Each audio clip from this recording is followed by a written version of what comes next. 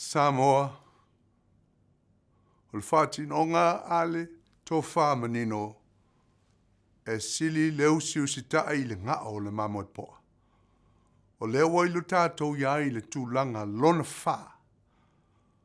O le sosolo le nei whā mai matu ia. Ma o tātou iai fo i le tūlanga. E le mawha iai o na o tātou to e whio ai.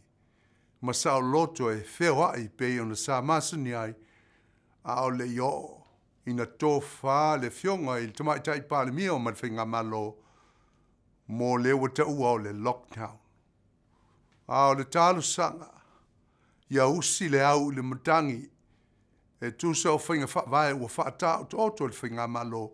E le to e whio ai manatua. E paulava. Ofisa o le amtala.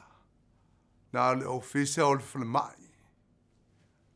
O supermarkets o fo mai.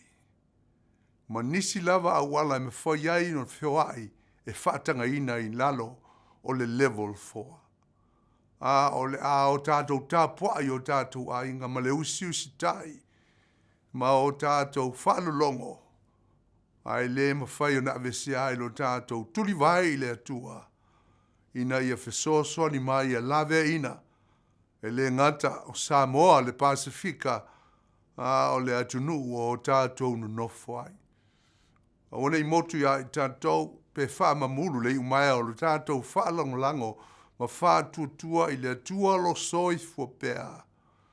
O lo tātou manu maunga ma lo tātou manu a papa. Ia wha ma matangi vetsi vale o leolanga o whea ngai ma i tātou. Wa ai o tātou mātua mātutua.